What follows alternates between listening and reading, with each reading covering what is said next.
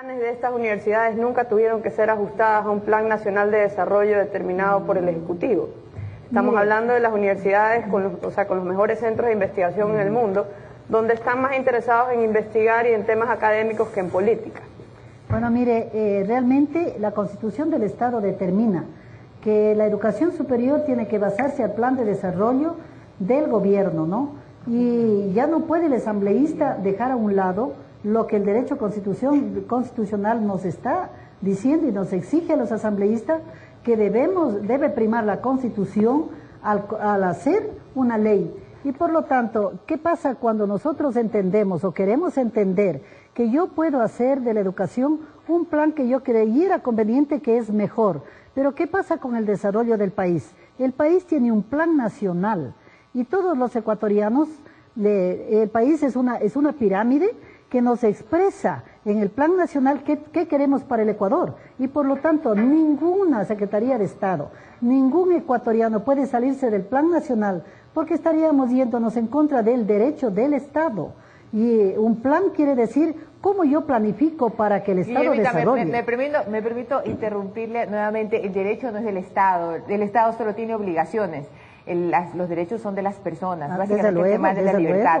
Y como me queda poco tiempo, y con esto le voy a pedir que luego esta pregunta se quede con nosotros, porque ya está junto a usted la asambleísta Silvia Salgado, que nos va a acompañar. Guillermina, yo quisiera hacerle antes una pregunta. Claro. Usted en su vida política ingresó a la asamblea bajo la tutela y el apoyo del Partido Sociedad Patriótica.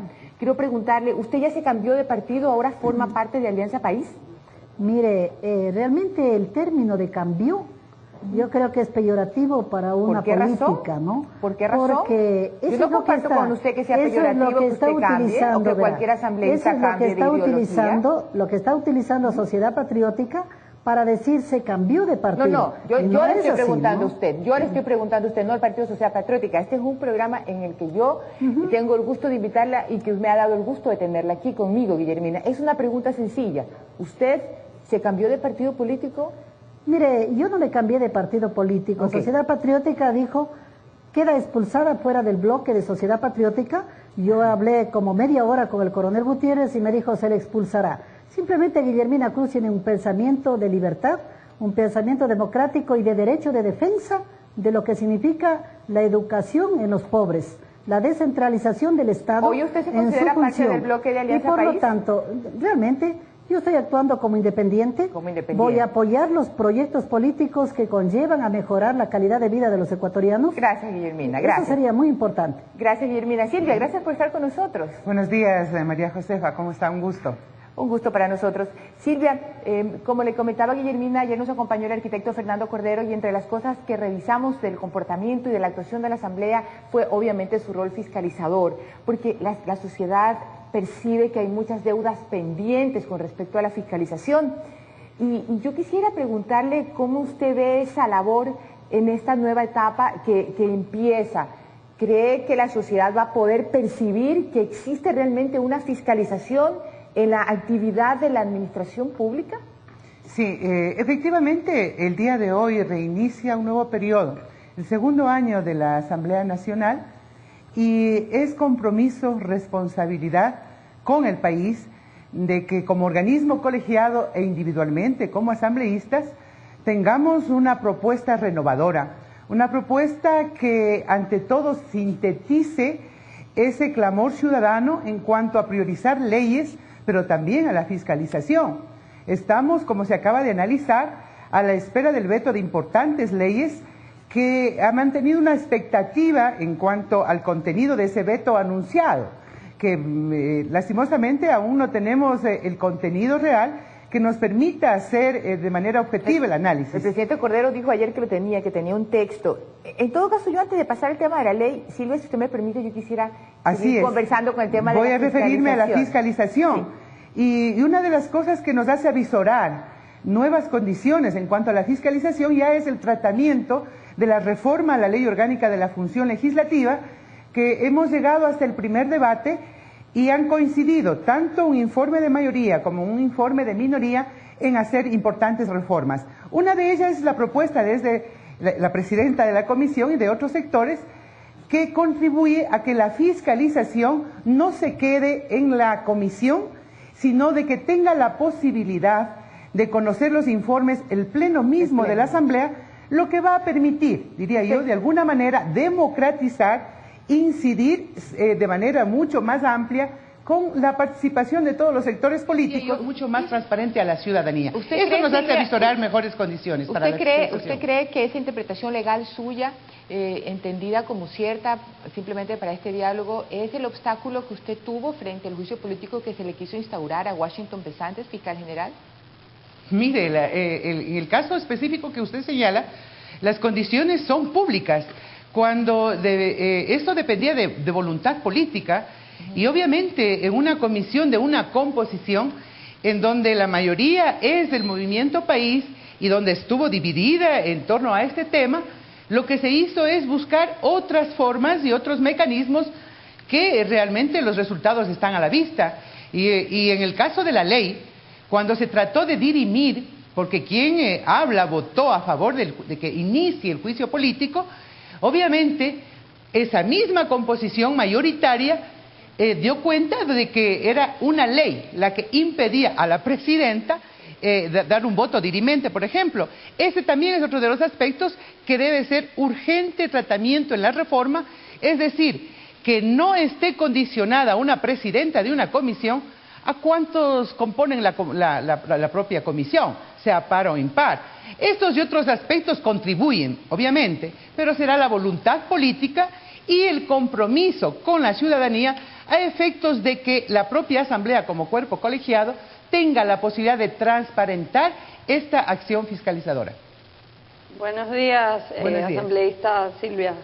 Yo le quería hacer una pregunta. Como se cumple este aniversario de la nueva Asamblea y habían tantas esperanzas alrededor de esta, porque la Asamblea es una parte integral de la Revolución Ciudadana, esta nueva Asamblea, yo le quería hacer una pregunta a usted. ¿Usted cree, digamos, del 1 al 10, cuál es el grado de independencia de la Asamblea que tuvo durante su primer año en función? Mire, la independencia se da en términos de respetar lo que la Constitución... Pero ¿cuál es el grado de independencia, digamos? Obviamente, el grado de independencia está cuando un sector importante de la Asamblea tiene las mismas coincidencias políticas, la misma pertenencia a la organización política. Pero no puede calificar ese grado de independencia que tiene la Asamblea. Ese grado, diría yo, y la claridad, o sea, en términos de qué representa un organismo colegiado como la Asamblea y qué representa una función ejecutiva en cuyo caso lo dirige individualmente una persona y las responsabilidades la que determina, pero nosotros insistiremos. Nuestra respuesta será en el plano legislativo y de fiscalización. Tendremos que responder como Asamblea independientemente de nuestras afinidades políticas. Ahora, con quien dirige el país. Yo sí quisiera hacer una reflexión. Hay denuncias gravísimas que se han formulado en el país acerca del mal uso de alrededor de 60.000 millones de dólares en 3 años y medio.